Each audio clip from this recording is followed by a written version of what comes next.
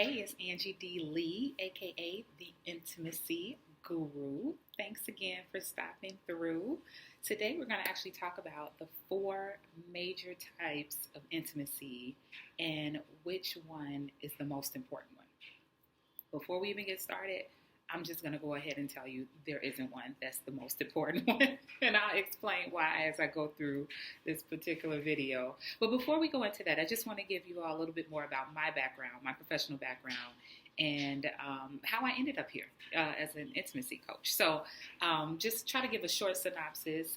I am a social worker and have been in the field of mental health since 2003.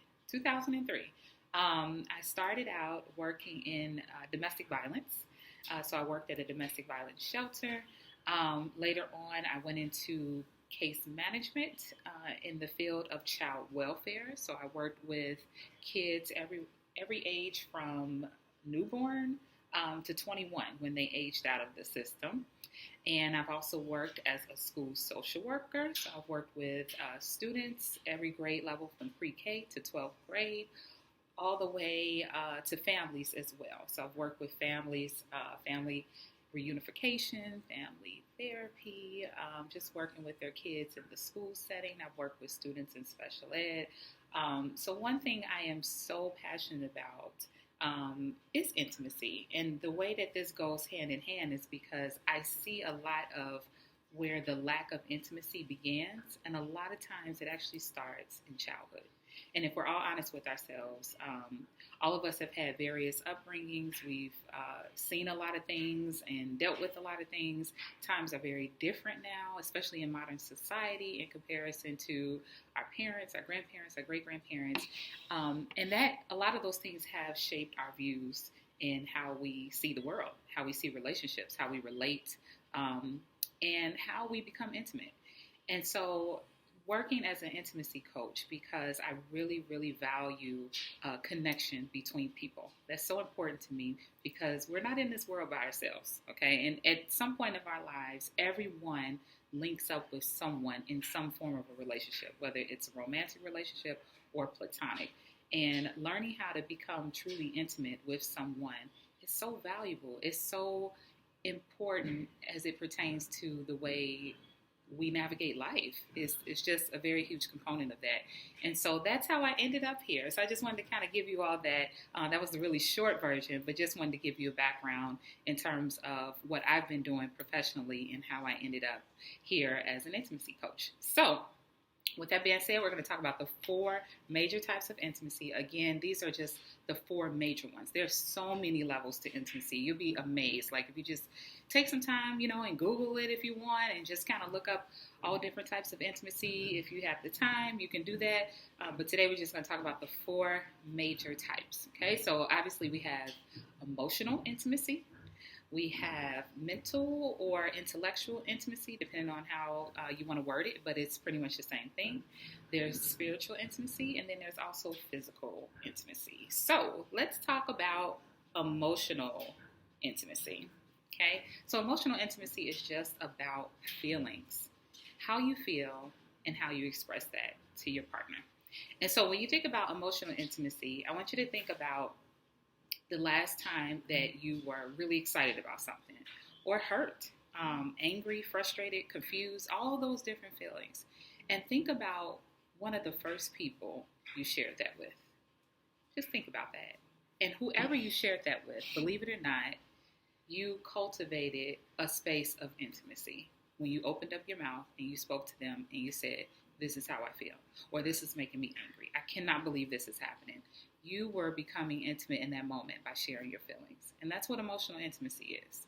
Okay? And then we have mental and or intellectual intimacy. And so when we think about mental intimacy or intellectual, it's the meeting of the mind, so to speak. It's like your thought process, your belief system, how you feel about things politically, or your values, and how you choose to live your life, and the things that you think about. Sometimes it's business related. You have a business idea, or you have ideas for, helping out your community, or you just want to talk about the world at large and what's going on.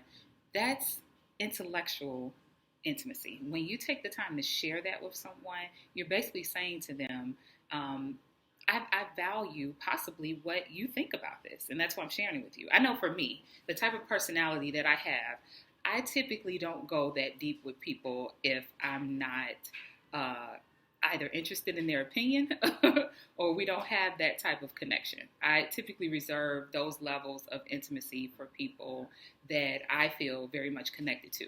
Not to be confused with someone that I just want them to agree with me or just be like, yeah, Angie, I hear what you're saying. Girl, me too, or whatever. No, that's not what I mean by that. I just like to connect with people and talk with them about, my ideas. Most of the time, who can have an objective view. And so with me being a social worker, like having an objective view and a non-judgmental stance and valuing confidentiality is very natural for me. That's something that I take much pride in. But I know that that's not everyone's position or stance. So when I meet people and connect with people that feel very similar about that, I get excited and I do want to share my ideas with them. So that's what we would consider mental and spiritual, mental or intellectual intimacy. So another one is spiritual intimacy, and also not to be confused with, I know for me, I grew up in church. I'm talking Sunday to Sunday. So so that was really embedded, in my brain. That was a huge part of my upbringing. And one Bible verse, or I'll make reference to it in regards to being unequally yoked, is something that we heard all the time in Sunday school, during offering time, the pastor's message. Anytime, we always heard that phrase of being like unequally or equally yoked. And in my mind growing up, I thought that meant that, okay, we have to have the exact same spiritual views. We have to do everything together. We have to think the same way. And that's not quite the case when it comes to spiritual intimacy. And so spiritual intimacy has a little bit more of a broader view. And so when you think in terms of how you see the world in terms through like a spiritual lens. So if you feel that there's something bigger outside of yourself, you can name that God, universe, Mother, Father, God, whatever you choose to name it, all roads lead to God. So spiritual intimacy is just whatever your view is of, am I doing this all on my own? Is there a greater force within me? Is there something outside of me? It just all depends on how you look at it. But being able to share that with a partner in a space that's non-judgmental is spiritual intimacy. Just having that deeper connection with someone, sometimes that you can't always understand or really like put into words. Sometimes it's because you all are connected on more of a spiritual level. There are some things that people may believe in terms of divinity, like we are together because it's just divine. This is where we're supposed to be. That's also a form of spiritual intimacy. And then obviously, last but not least, in which I think the one that most people equate to intimacy is physical. So a lot of times when we think intimacy, our brains tend to just go straight to, oh, we're having sex. Okay, and even physical intimacy is more than just sex. Physical intimacy is just the touch, the closeness. Sometimes it's a long, endearing hug, or it's a kiss on the cheek or the forehead. It's a rub on the small of your back. It's, maybe rubbing your fingers or, through someone's hair or something like that. There's also, of course, the sexual act. There's penetration. But most importantly, it's just that physical closeness, in close proximity to someone, and there's some sense of touch. And so how I like to look at all of these various types of intimacy, I tend to kind of equate the types of intimacy with a love language. Okay, so for those of you all are familiar with the book, The 5 Love Languages, I like to look at it in terms of that. So if your love language is physical touch, then physical intimacy is probably very important to you, probably at the top of your list, like priority. If you are into quality time and just, you know, hanging out and talking about, you know, your feelings and the things that make you tick and the things that excite you, that could be where emotional intimacy is a huge priority to you. You know, then there's also, you know, the mental intimacy, the spiritual. So it just kind of depends on which category you put into it. But the reason why I brought that up is because in order to really connect on any of these levels, it's really important to know yourself first. And I know that's easier said than done, especially when we all have a history, a past, we have baggage. Sometimes we haven't actually worked through a lot of those issues. And so it's hard for us to open up like that to someone else. But I definitely, you know, encourage you, even if you are in a relationship right now that you've been in for quite some time, even if you're married and you're like, I don't know where this block is, you know, I think what's most important is that you try to figure out how to reconnect with yourself first. Figure out what you like. Figure out why these things are important to you or why something bothers you. Let your mind just go until you get to the root of whatever that particular issue is. And so for myself, I'll use myself as an example. I'm more of a quality time type of person. You know, for some reason, when it comes to quality time and emotional intimacy, I feel like when I have that, everything is just a breeze. Like it just flows, you know, because there's the connection first. Because I am a social worker and I tend to relate through feelings, that's something that's very important to me. So I value that. And I feel like I also lead with that a lot. You know, when I see someone that I know, or even if I don't know, not only am I like, hey, how are you doing? I don't just say how you're doing as a formality. I say that because I actually really mean it. I go into that because I know that there's a possibility that that person may say, you know what, Angie, I'm really not doing the best today. And because I know how I am, I'm willing to hear you. I'm willing to, you know, empathize and understand where you're coming from. But that's how I am. That's how I am as a person and what I lead with. So because I know that and I understand how important emotional intimacy is for me, then I have to learn the ways of how to communicate that to my significant other. And so you have to kind of break these things down in steps. It's not just always an easy fix like, okay, I know what I want, you better give it to me, you know. But it is a two-way street too, because your partner also has a level of intimacy that they would possibly desire from you. Even if they've never said it, if you're really observing, you've been with them for a little bit, and you've watched them, you should be able to, after a while, start to kind of connect the dots. And if there's anything you don't understand from your partner, ask questions. Ask questions. And that comes into the emotional and intellectual intimacy as well, because we're not going to know everything about our partners. We're not going to be able to read their mind all the time. But it is important to ask those questions to get more clarification. And then with time, though, there are times your partner will just want you to know. And there's nothing wrong with that, because if you all have been together for quite some time and you've had this connection, eventually your partner is going to want you to just be in tune with them. You know, just be able to know that, okay, it seems like something is a little off with you today, or seems like you're really excited today. What happened? You know, and so that shows a general interest in your partner, and that makes your partner feel special. And so with that being said, I know in another video, you know, I talked about thinking about intimacy.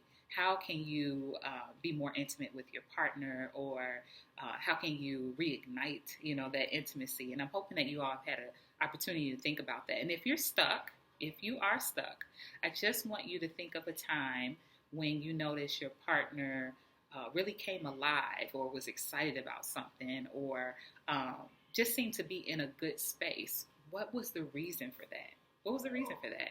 And try to take that and put that in the situation of intimacy. Okay, so for instance, say you went out to dinner with your partner and the food was banging, like the drinks and everything, and like your partner was like, just seemed like they were floating on cloud nine, just dancing and stuff, eating it, just taking every bite, like just like savoring, every single bite of that food. Clearly, that was something that was pleasurable for your partner. You can even bring that up. You can say, I noticed last time we went to that restaurant, you just seemed so excited. Was it the food? Was it the atmosphere? Did something happen that day? What was it?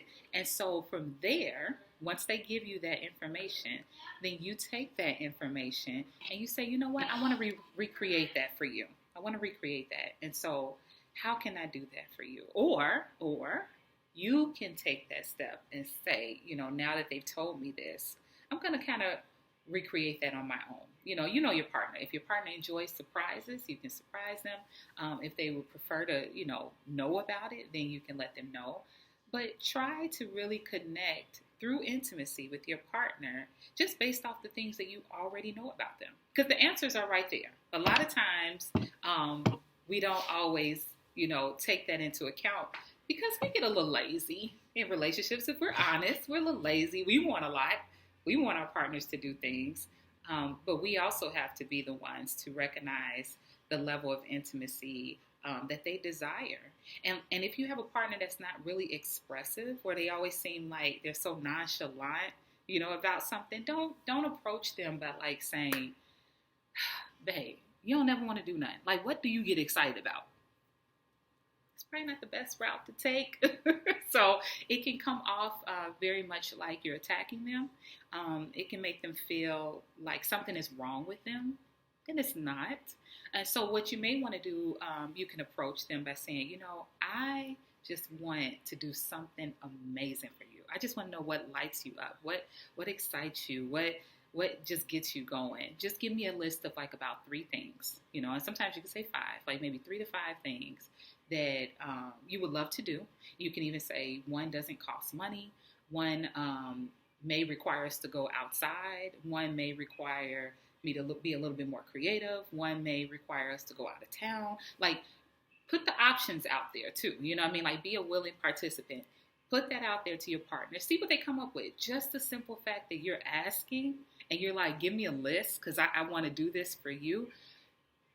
The level of intimacy that you've just created by asking them what they want and what they desire, that takes it to a whole other level.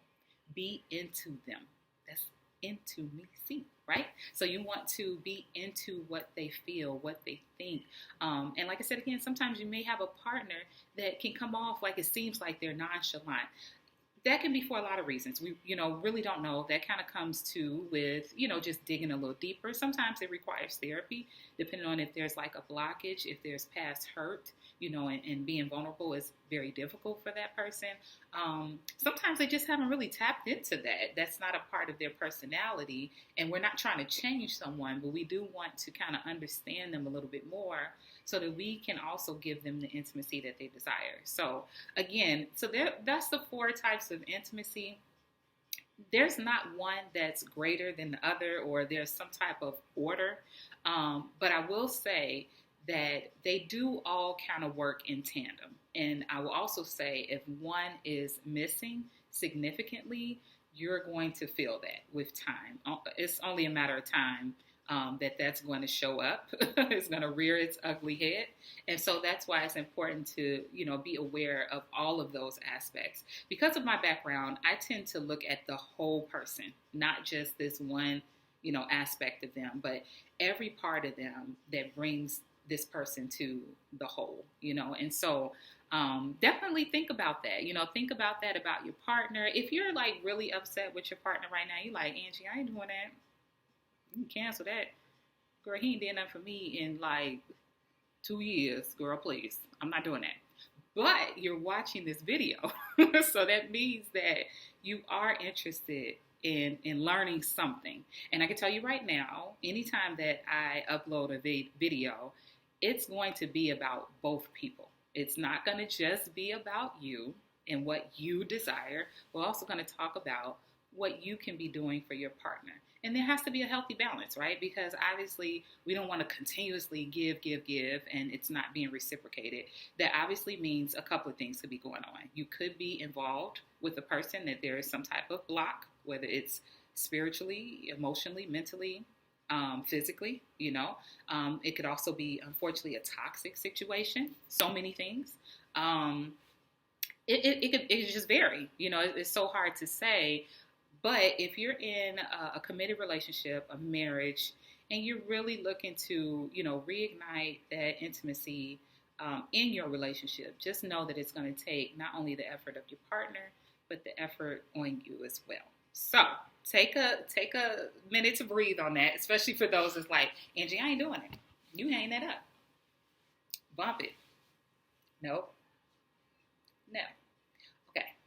And I'm going to tell you right now, with that attitude, nothing is going to work. So I do encourage you to be a little bit more open-minded.